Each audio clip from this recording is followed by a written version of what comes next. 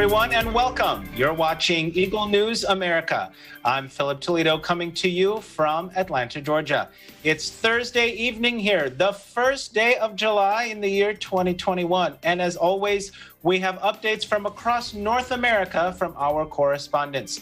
Joining us live tonight, Daryl Joy Evangelista in Las Vegas, Nevada. Southern Nevada Health District urges public to follow health guidance during July 4th celebration. Mylene Cusio in Los Angeles, California. The city of Los Angeles raises minimum wage for employees to $15 per hour. Then our bureau chief in Texas, Jane Kathleen Gregorio, reports about Corpus Christi being ranked top destination for 4th of July fishing. Then Fanny Valdez reports about former President Donald Trump visiting the El Paso border with Texas Governor Greg Abbott. Carlo Valdez in Union Township, New Jersey, tells us about the New Jersey task force helping in the search and rescue efforts in the Florida building collapse. Then for EBC Sports, Jaina Palasigi takes us to Los Angeles as the Suns take Game 6 against the Clippers and head to the NBA Finals. For EBC Food, Aika Era from our Sacramento team shares with us her recipe for cookie Oreo balls. Plus, for tonight's roundtable, it's National Creative Ice Cream Flavors Day. Let's find out just how adventurous our Eagle News America team is when it comes to alternative ice cream flavors. Our coverage begins now. During the opening of the 18th OPEC and non-OPEC ministerial meeting, Angola's Minister of Mineral Resources and Petroleum, Diamantino Azevedo, says the latest OPEC monthly oil market report projects a strong rebound of oil demand in the second half of the year. Take a look. Global growth is now expected at 5.5% this year, from a contraction of 3.4% in 2020. The outlook for worldwide oil demand is also moving in the right direction and is now on course to grow by 6 million barrels per day in 2021 after its turbulent 9.3 million barrels day decline last year. The latest OPEC monthly oil market report projects a strong rebound of oil demand in the second half of the year, putting us within striking distance of pre-pandemic levels in the fourth quarter. The OPEC Plus group of oil-producing countries are expected to agree to boost output in August to meet demand and limit recent price rises. The cost of crude oil has surged back to levels last seen in October 2018, which would normally support arguments in favor of boosting production. India, the world's third largest consumer of crude, has urged OPEC Plus to phase out its current regime of cuts and allow prices to fall as inflation pressures threaten to hobble economic recovery.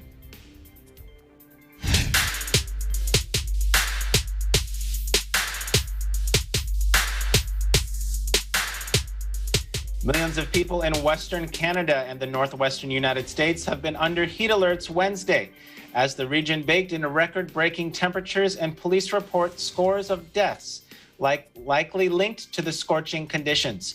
According to the Canadian police and the local coroner, the heat wave has stretched emergency services, with at least 130 people dying suddenly since Friday in the Vancouver area and hundreds more across British Columbia. Canadian Prime Minister Justin Trudeau says, quote, "The temperatures recorded this week are unprecedented. Lives have been lost and the risk of wildfires is at a dangerously high level." According to the Seattle Times, in the northwest U.S. city of Seattle, doctors report a flood of heat stroke victims and at least 2 patients aged 65 and 68 dying of hyperthermia as their bodies overheated. Soaring temperatures in California's valley, mountain, and desert areas raise fears of wildfires amid windy, dry conditions, with lightning storms that could spark blazes forecast across several parts of the western United States. President Joe Biden tells a virtual meeting with governors from western states that the threat of western wildfires this year is as severe as it's ever been. recalling last year's record wildfires that burned more than 10 million acres across the United States and caused orange skies that looked like the end of days. President Biden warns that this year could be even tougher.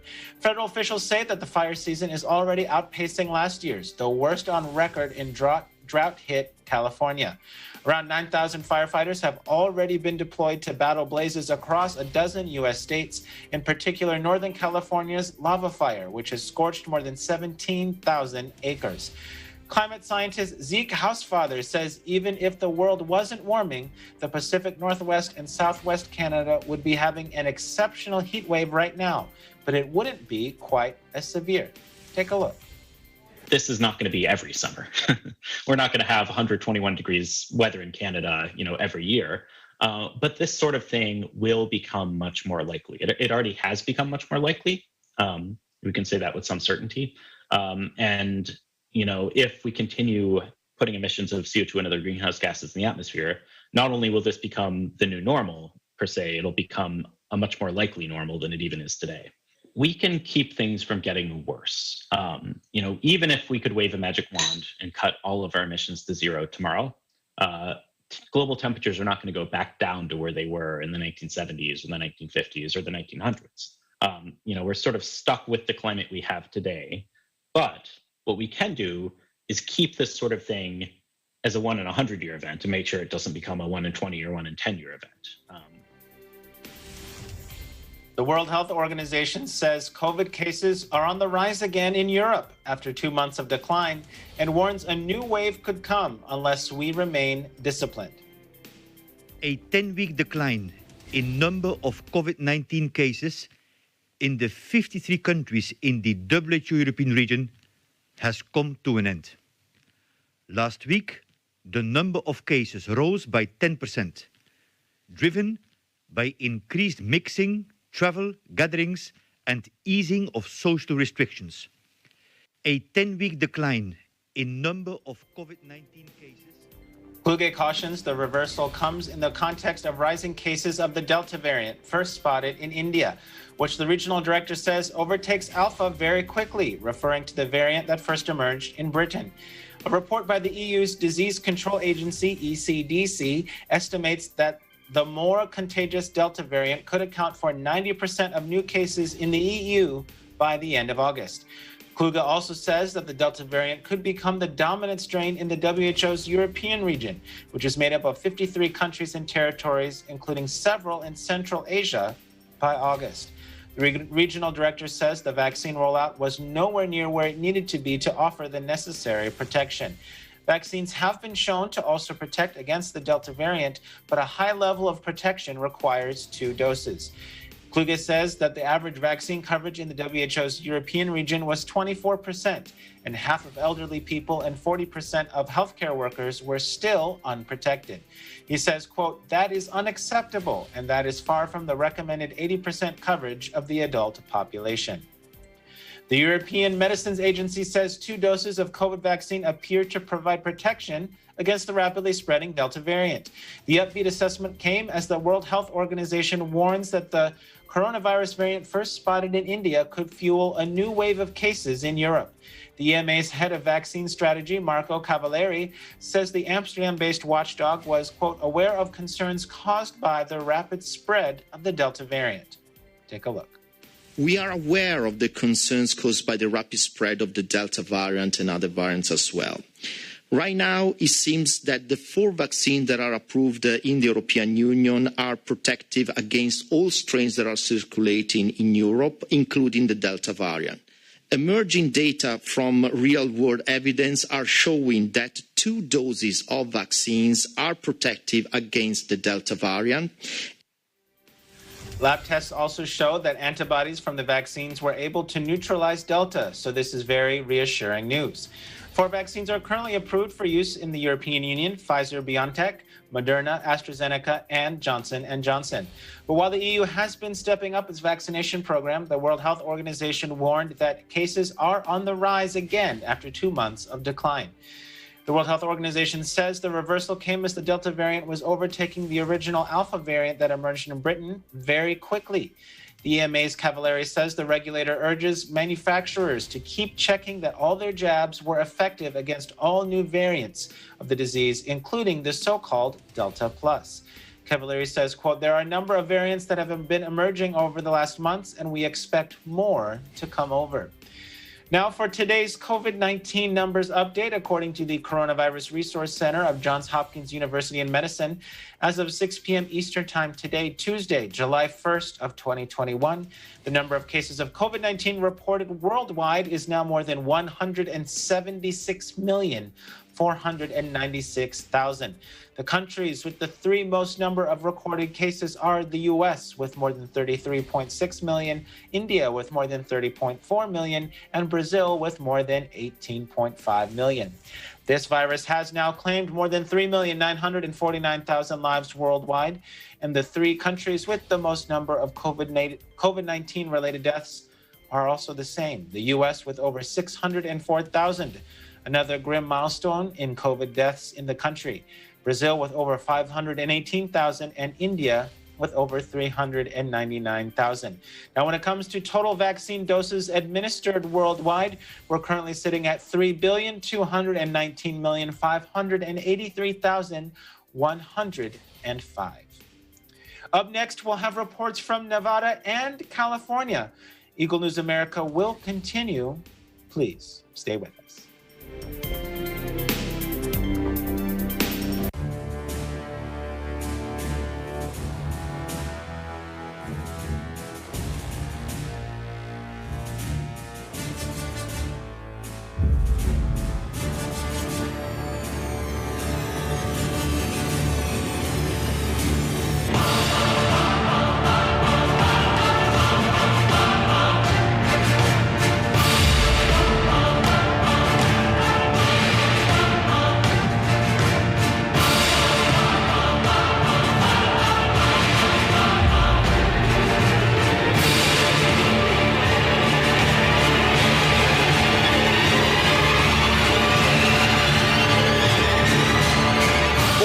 Wildcard finalists ang muling magbabakbakan para sa one grand final spot.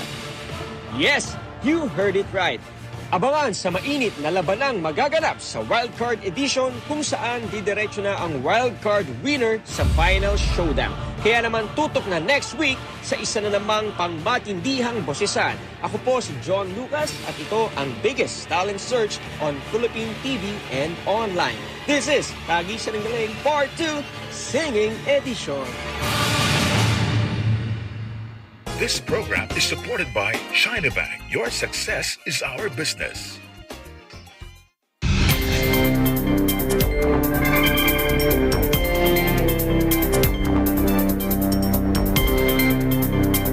Welcome back. You're watching Eagle News America. I'm Philip Toledo in Atlanta.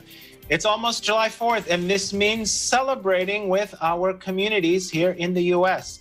Although COVID restrictions have eased in several states, in southern Nevada, health officials continue to urge the public to follow health guidance this weekend to avoid spread of the virus. Joining us live tonight, Eagle News correspondent Daryl Joy Evangelista there in Las Vegas.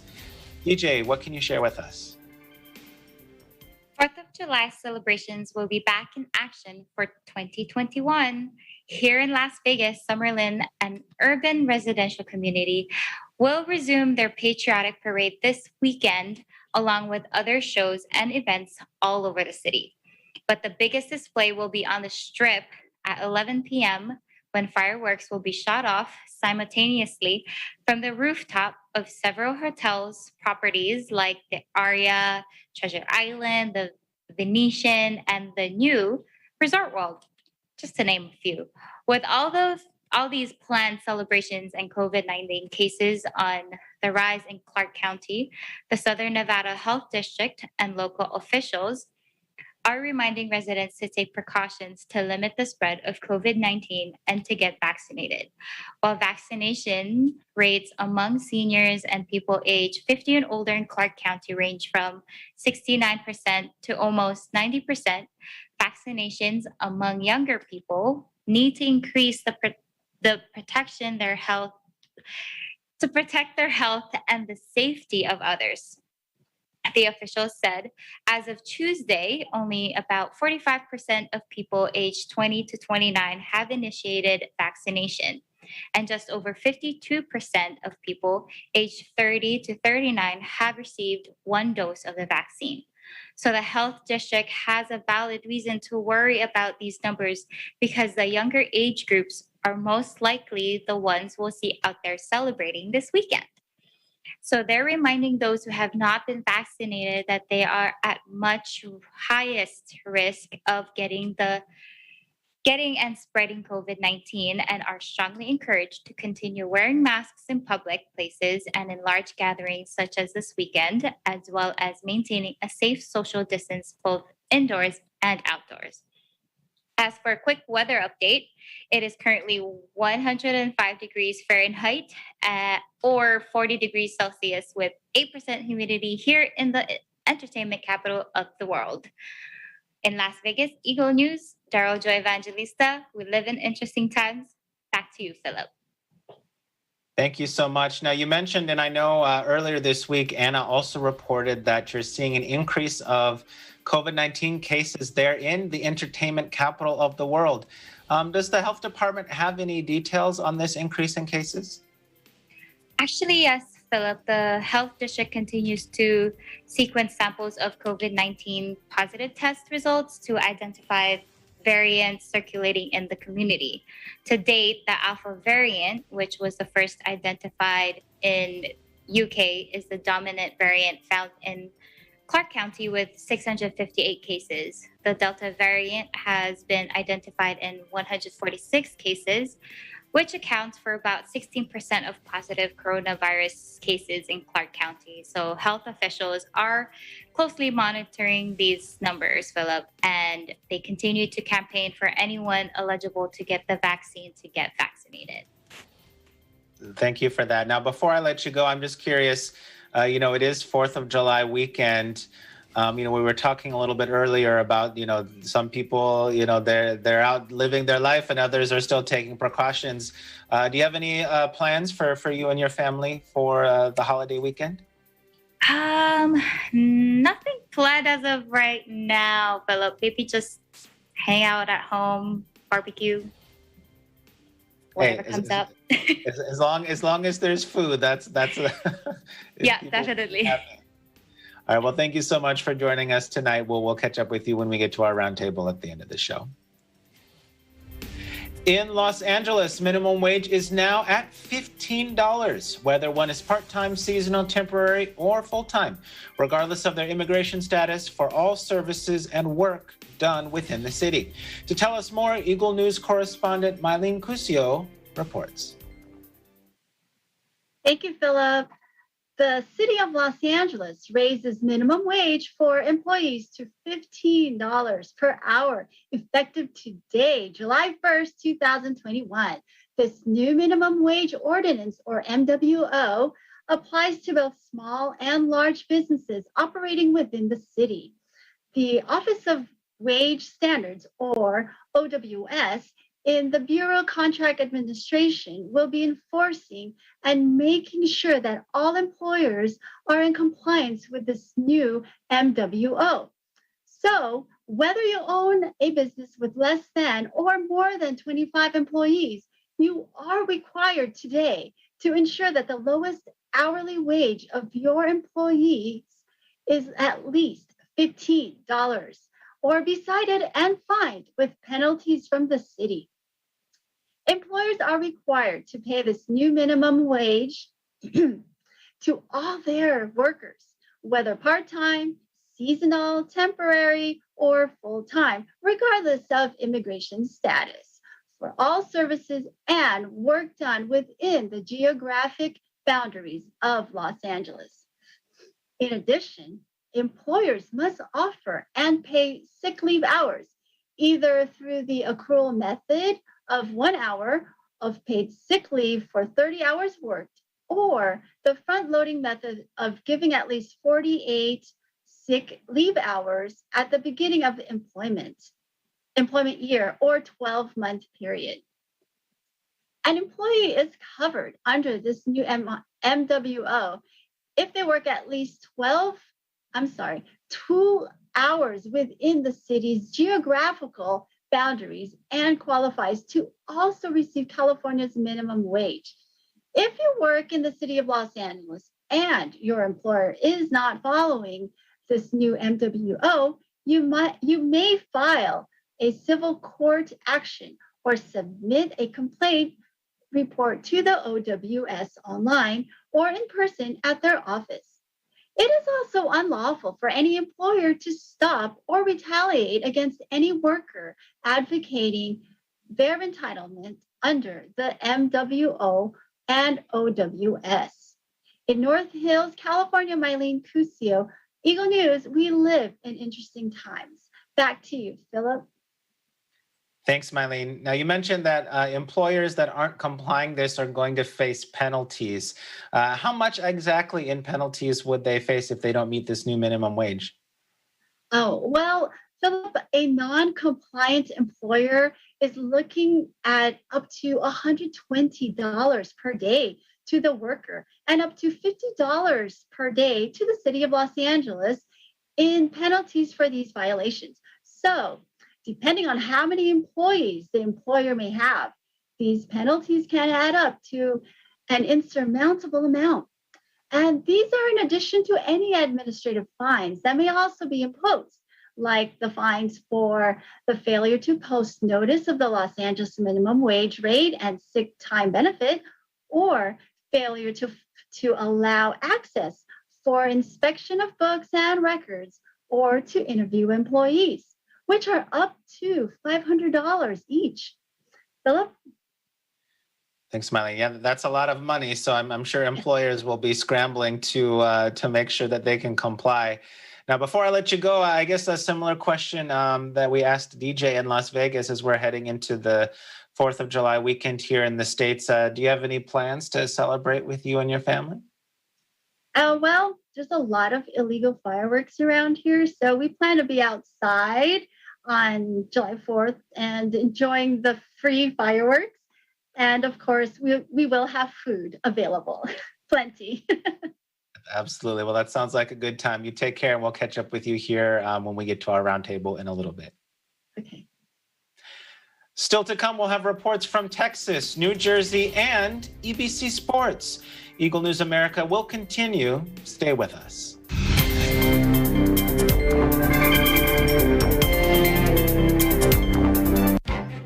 Events happen around us all the time, in our community, in our country, around the world. Events that affect people, move communities, or simply inspire us. Interesting events that people need to know.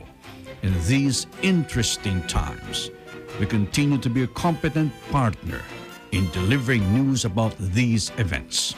Fast, accurate, balanced. Eagle News, because we live in interesting times.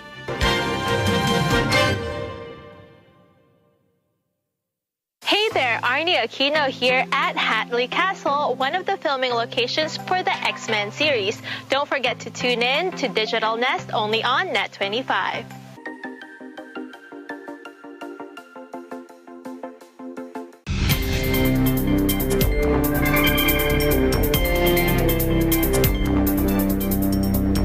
Welcome back. You're watching Eagle News America. I'm Philip Toledo in Atlanta. A New Jersey elite task force has been deployed to help in the search and rescue efforts in Surfside, Florida's apartment building collapse. Bureau Chief Carlo Valdez reports. Thanks, Philip. With over 140 people still missing from the building collapse in Florida, New Jersey Task Force 1 is headed to a staging area in Miami, Florida, as one of the 28 teams of National Urban Search and Rescue Response System. 70 members of the New Jersey Task Force 1, including 2 K-9 units and 6 boats, and several other vehicles were deployed today to assist in search and rescue efforts. This certainly isn't the first time that New Jersey Task Force 1 is being deployed out of state. One of their experiences in building collapses include the building collapses during 9/11 in New York City.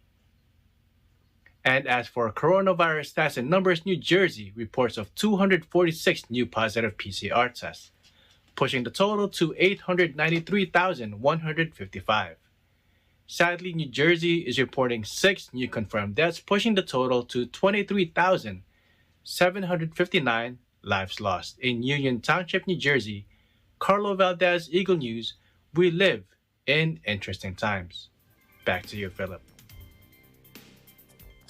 Former President Donald Trump and the Texas Governor Greg Abbott visit the border in El Paso and criticize the Biden administration for not securing the southern border. Eagle News correspondent Fanny Valadez reports. Hola and howdy from the Lone Star State. I'm Fanny Valadez, bringing you the latest updates from the South Texas border region. Just a few days after Vice President Kamala Harris paid a visit to the border city of El Paso, Texas, the border received yet another prestigious visit, this time by former President Donald J. Trump, who toured the southern part of Texas-Mexico border with Governor Greg Abbott as they inspected a section of the unfinished border wall in the city of Pharr. The former president also attended a border security briefing and received updates from the governor, the Texas Department of Public Safety Executive Director Steve McCraw, Brooks County Sheriff Benny Martinez, and Tarrant County Sheriff Bill Wayborn, and other government officials regarding Texas' ongoing efforts to secure the border and stop the trafficking and smuggling of people, weapons, drugs, and other contraband into the state. Governor Abbott stated, "In just 5 months, the Biden administration has done everything it can to reverse President Trump's border strategy, and their open border policies have led to a disaster at our southern border. Because of President Biden's outright refusal to secure the border, the state of Texas is stepping up to continue the work of the Trump administration by building a wall and restoring law and order along the border. The state of Texas is grateful for our shared commitment and partnership with former President Trump to secure the border and keep our communities safe." Stay tuned to Eagle News for further updates. In Edinburgh, Texas, I'm Fanny Valadez, Eagle News. We live in interesting times. What a better way to celebrate the nation's birthday than with a little fishing just before the fireworks, right? In a recent blog by online service platform Fishing Booker, Corpus Christi is named the top destination for fishing during the 4th of July weekend. Bureau Chief Jane Kathleen Gregorio reports. Howdy, Philip. And this 4th of July, if you're angling for a great fishing spot, why not consider the Lone Star State? When ranking the best fishing destinations around the United States, a recent blog by online platform Fishing Booker announced Corpus Christi at the top of the list. Here to tell us more is Brett Otting, CEO and president of Visit Corpus Christi, the tourism arm of the city. Let's take a look. Visit Corpus Christi is the official destination management organization for Corpus Christi. It was very exciting, obviously. Anytime a national publication names your city as the best in anything is going to be very exciting. What was especially exciting was the timing that it came out, which was about a month before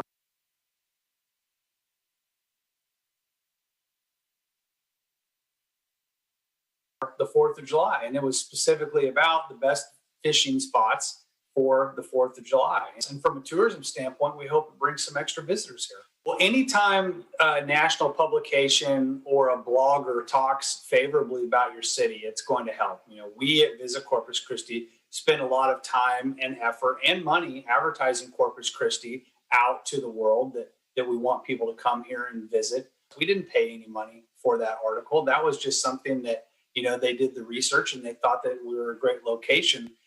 So the reach that it had the amount of people that are going to receive that we wouldn't have necessarily reached on our own is really invaluable. It's free marketing for us, and anytime any free marketing is good marketing. I've been here in Corpus Christi for about 1 year and 3 months now, and I'm still trying to learn all the great fishing spots and just how in depth the fishing ecosystem is here. But you can fish anywhere. There's every level of fishing, from I see families standing on the tee heads downtown all the way to professional fishing tournaments. So our organization works with some of these marinas that are looking to put on fishing tournaments and figure out how we can assist them, how we can grow that as well. There's some really great outfitters here in town that specialize in helping individuals like my wife and I, who came here and didn't know how to fish in the Gulf or fish in the Bay, and you can go right in there and they'll help you walk through everything that you need. You get out there on a fishing boat in the Laguna Madre, you can catch a lot of great fish. It's also just a beautiful area to be. The Packery Channel that brings in the Gulf into Corpus Christi Bay has a very unique combination of the deep sea fish and the shallow fish. Mustang Island State Park, which is a great park, along with Padre Island National Seashore. I've been at both of those on the beach, and I see people fishing there and catching things.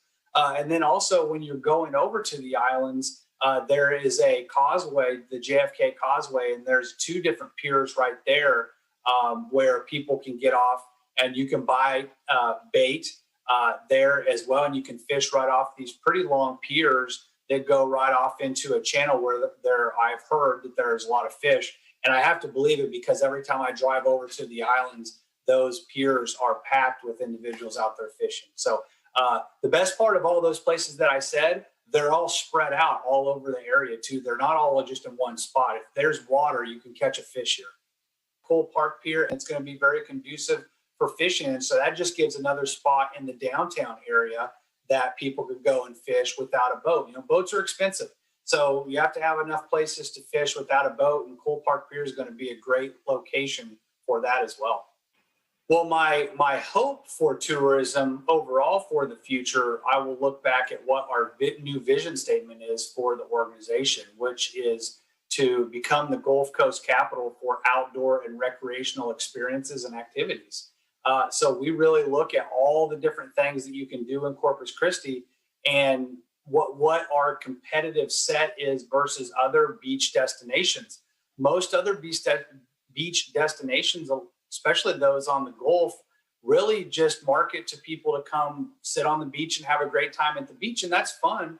But what you can do here is all kinds of different things, and the water sports is probably the number one other outdoor activity other than just spending time on the beach, and that is all led with the fishing. So we're going to continue to try to capitalize on understanding the intricacies of fishing all the way from a beginner level to an expert level, and we're going to continue to try to market on that as we market to other people to come to the beach and come to some of our world-class attractions like the Texas State Aquarium, USS Lexington.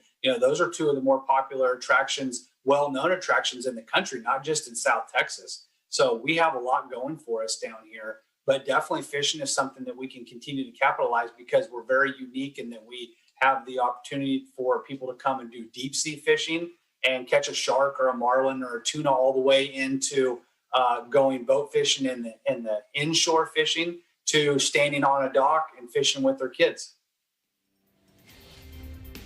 Meanwhile, I hope you have a safe and wonderful 4th of July weekend in your part of the country.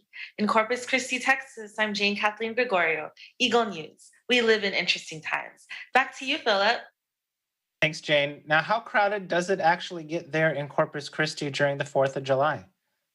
Well, Philip, ever since Corpus Christi has eased its restrictions, we have received or expecting to receive, already receiving a high volume of visitors.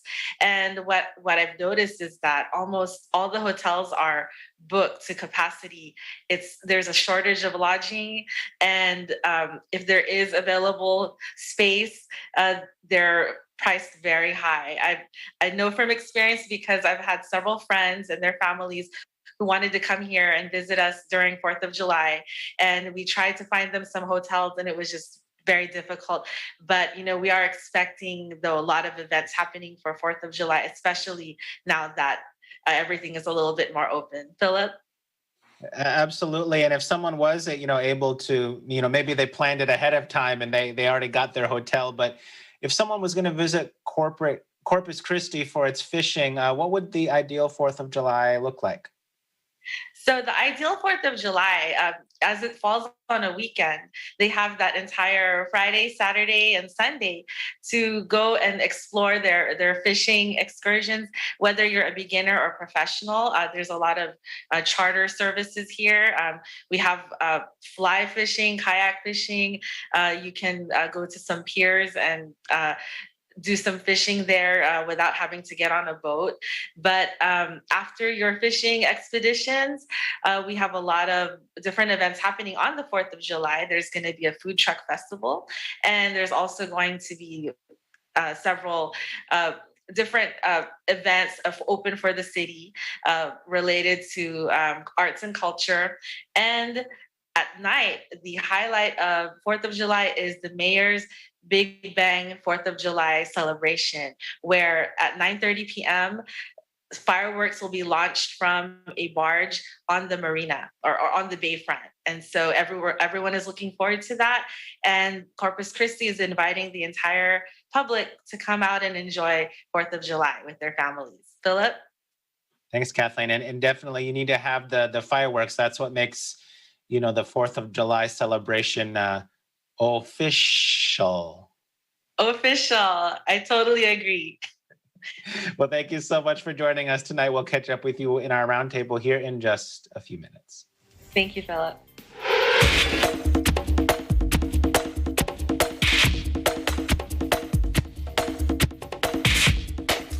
Chris Paul and the Phoenix Suns are going to the NBA Finals. EBC's Jaina Palasigi was there at the Staples Center as the Los Angeles Clippers hosted the Suns in Game 6 of the Western Conference Finals. Here's her report. After scoring a playoff career high of 41 points, Paul George and the Los Angeles Clippers return home for a chance to tie the series in Game 6 against the Phoenix Suns of the Western Conference Finals. With Kawhi Leonard still out and a questionable return for Ibaka Zubac, we're curious to see if Tyronn Lue will continue to play a small ball lineup or make more adjustments in this elimination game. Will Chris Paul and the Phoenix Suns close out the series and beat out another Los Angeles team in the postseason? Or will Playoff P and the Los Angeles Clippers have another stellar performance and pull off a win to force a Game 7 in Phoenix? We'll find out what happens next tonight here at the Staples Center. The Suns smashed the Clippers' hopes of a Game 7, defeating them 130-103 to win the Western Conference Finals. With 41 points, CP3 carried the Suns to their first NBA Finals in nearly 30 years. The 36-year-old will be making his finals debut after 16 years of being in the league. He expressed his thanks to Devin Booker, who contributed 22 points, 7 rebounds, and 4 assists in the Game 6 victory. Like, Book plays with an edge, and I'm the same way, and over the years, people talk junk to me, and a lot of times I usually say something back, but I done changed a little, a little. And I just kept thinking, you know what I mean? If we do what we're supposed to do, I'll get the last laugh. Despite a 10-0 run and a strong effort by Marcus Morris Sr., who scored 26 points, the Clippers could not shrink the double-digit lead the Suns continued to grow in the second half of the game. The Clippers' frustration swelled mid-fourth quarter when Patrick Beverley was ejected for shoving Chris Paul in the back. In a post-game interview, Jay Crowder commented about Beverley's ejection. We knew they broke. We knew we broke them. I mean, it's no better sign of defeat than knowing that moment, that moment where it's like competition meets and you can't do anything else to help your team overcome that situation. He just broke. And that's what we was trying to reach. We was trying to reach that point without even trash talking, but that's basketball, trash talking. But we just wanted to reach a level of togetherness and competitiveness to overcome whatever comes with this game. We knew it was going to be a tough one. So once we knew we got the game won, we knew at some point it would break. And I think that's basically what you saw. You saw a breaking point with one of their leaders in their locker room. And that's a great feeling to have, especially in the playoffs. Such a great feeling. Although the Suns did not get this win at home, CP3 made sure to thank Los Angeles and the Staples Center, which he called home for 6 seasons. The Suns will have home court advantage for the finals when they host the winner of the Eastern Conference Finals. In Los Angeles, I'm Jana Palasigi with Eagle News. We live in interesting times. Now up next, we'll have business news, technology, EBC, food, and today's roundtable about creative ice cream flavors. Eagle News America will return shortly. Stay with us.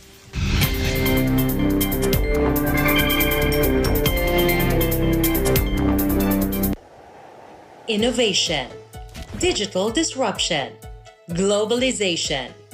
Startups, micro, small, and medium enterprises, as well as large corporations, all face interesting challenges in the market today.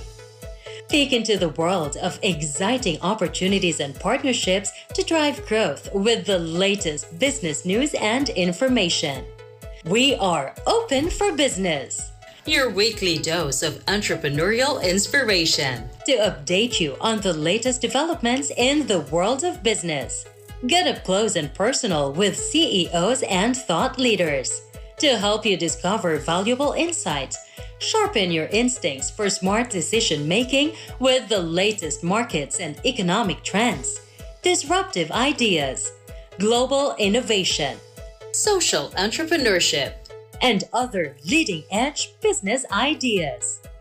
Join the conversations to create a more vibrant environment for entrepreneurship. Catch Open for Business, from vision to action.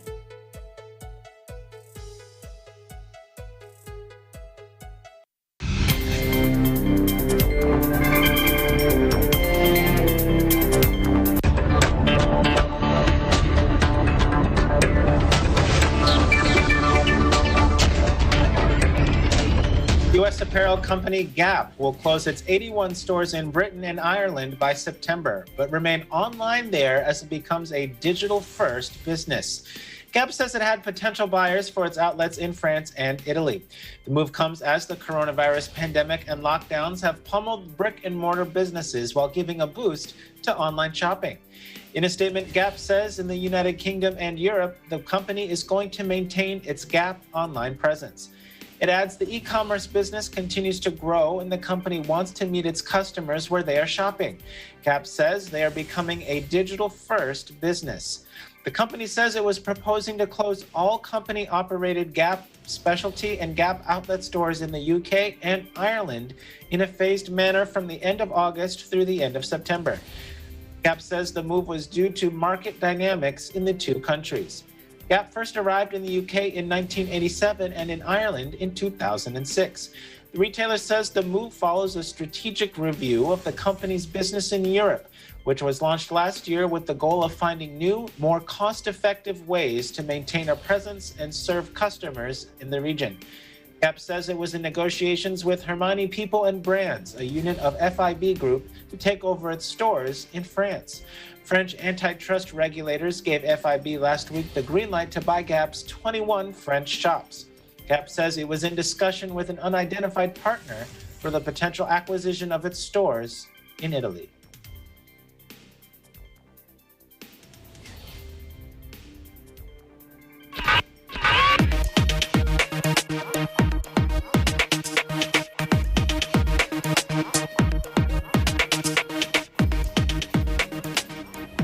Meanwhile, Nissan launches plans for a vast battery gigafactory in northeastern England, where it will manufacture a new electric vehicle as companies and governments accelerate away from fossil fuel cars. Prime Minister Boris Johnson hails the post-Brexit investment totaling £1 billion or $1.4 billion, 1.2 billion euros at Nissan's largest European factory that is set to create 6,200 jobs as a major vote of confidence in the UK. Nissan's Chinese battery supplier Envision AESC will invest 450 million pounds to build the battery plant that will be run on renewable energy and power up to 100,000 Nissan electric vehicles per year. The facility, which will be built next to Nissan's factory in Sunderland, was hailed as a key to the UK's transition away from high-polluting fossil fuel vehicles. The news comes just days after Nissan's French partner Renault unveiled plans for an Envision-owned battery factory in France, as global car makers race to meet booming demand for greener transport and governments target net zero carbon emissions by 2050. The Japanese auto giant is to spend up to 423 million pounds on Britain's all-electric EV36 project, while Sunderland City Council will help to bring the total amount of investment up to 1 billion pounds. Nissan's chairperson of the Africa, Middle East, India, Europe, and Oceania region, Guillaume Cartier, says the whole lineup will be sold in Europe from 2023 will be electrified.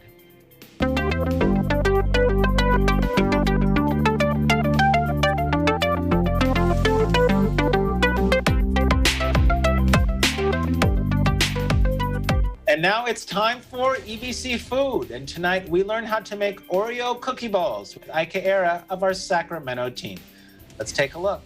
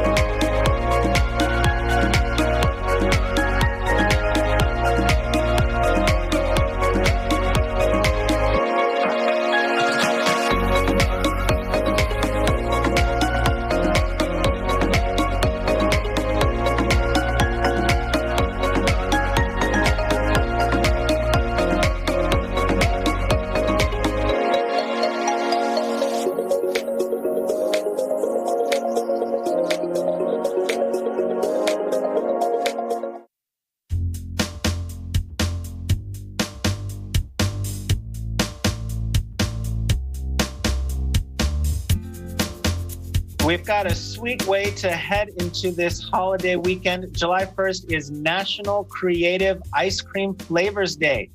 Now, some strange but surprisingly loved flavors might be turmeric, candied ginger, or maybe you've had sweet corn or goat cheese beet swirl ice cream. I don't know. Let's see what our Eagle News friends have to say about their favorite ice cream or creative ice cream flavors. So we've got a few minutes left. Why don't we start with just talking about regular ice cream flavors? Jane, what's your favorite regular ice cream flavor? Okay, Philip, my favorite regular ice cream flavor is chocolate, of course. But lately, I've been gravitating towards vanilla because I realize I can add a bunch of different flavors to it, like, ranging from strawberry preserves to like salted caramel. I can create like a blank slate with my plain vanilla. So yeah, chocolate and plain vanilla for regular flavors. There you go. Well, just for the record, you can also add those things to chocolate ice cream. I may or may not know from experience. DJ, how about you? What's your favorite regular ice cream flavor? My regular would be probably vanilla too, Philip, because I like to dip my my French fries in there. There you go. That's an excellent use of French fries. I can't Yeah, I've done it myself. Mylene, what about you? When we're talking a regular, we're getting warmed up, or I guess cooled down here. What's your favorite regular ice cream flavor? My regular would be a mint with chocolate chip in it.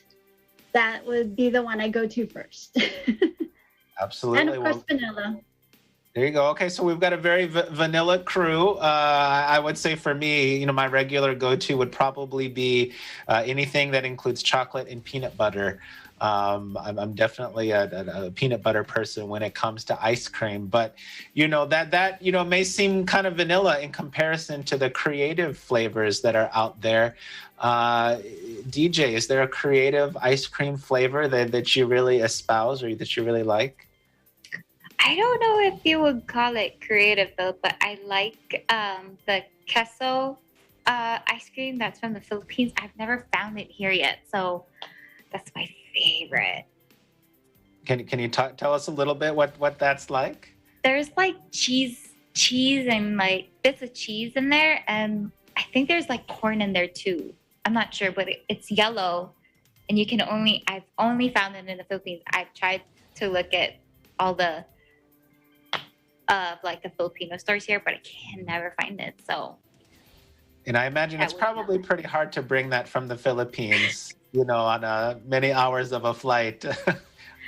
Hard to bring ice cream over. Kathleen or Jane, what about you? What's your favorite creative? I heard you're an expert in creative ice cream, so what can you share?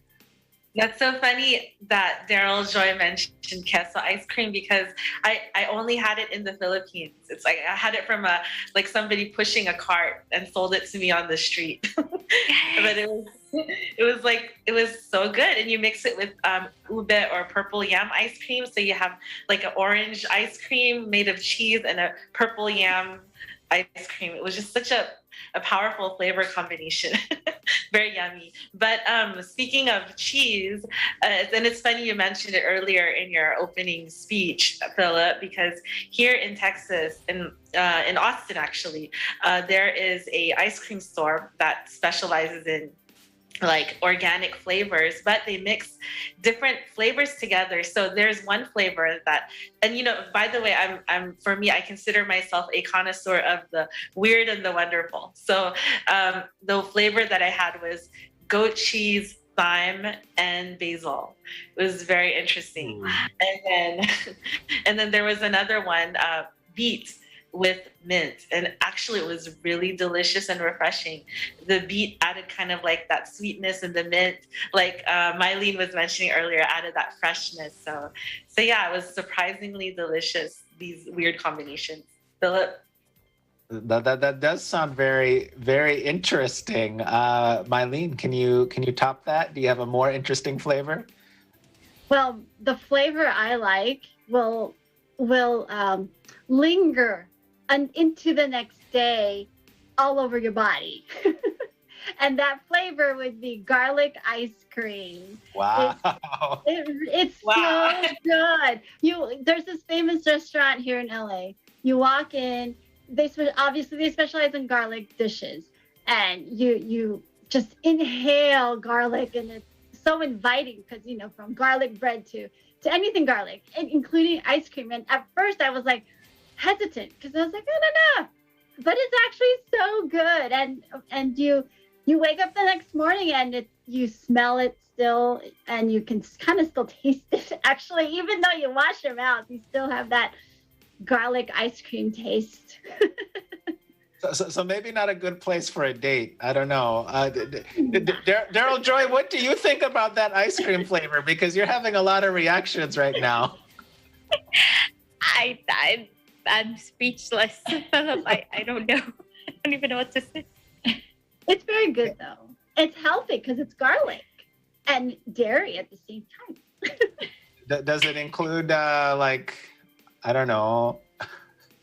I feel like you could put that on a taco, like an ice cream, if it's garlic. I don't know. I just associate garlic with savory. So You know, but you know what? I would try anything once. I mean, my creative ice cream flavor, you know, again, to play into the vanilla theme is probably vanilla compared to all of yours. But I once had lavender ice cream, which if you've ever had like a milk tea, like I know they do like lavender or rose milk tea, it's kind of like that, except frozen in ice cream. Although sometimes it feels like you're eating soap, but you know. I don't know. I love lavender. I'm glad you mentioned that, Philip. Lavender. I love lavender milk tea.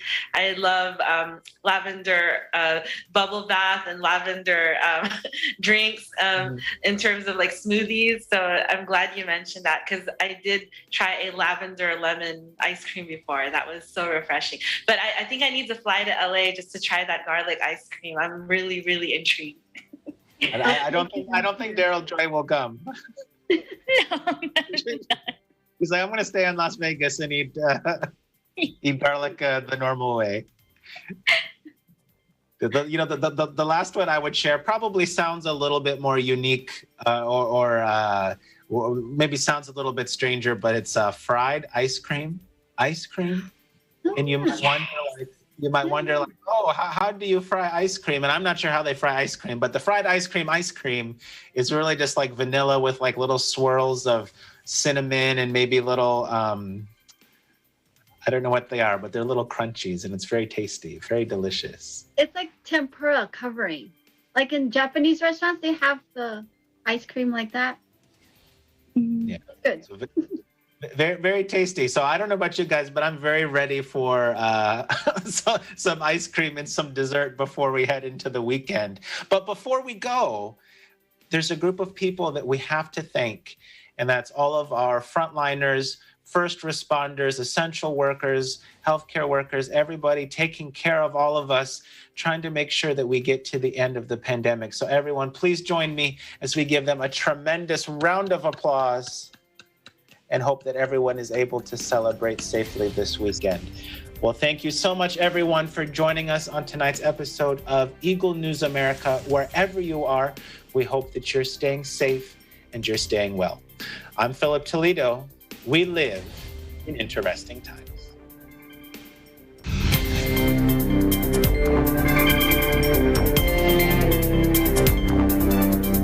Start up your weekday mornings with edutainment, news, and information kasama ang inyong paboritong Net25 shows. Samahan ang inyong paboritong morning barkada sa Pambansang Almusal at 5 a.m.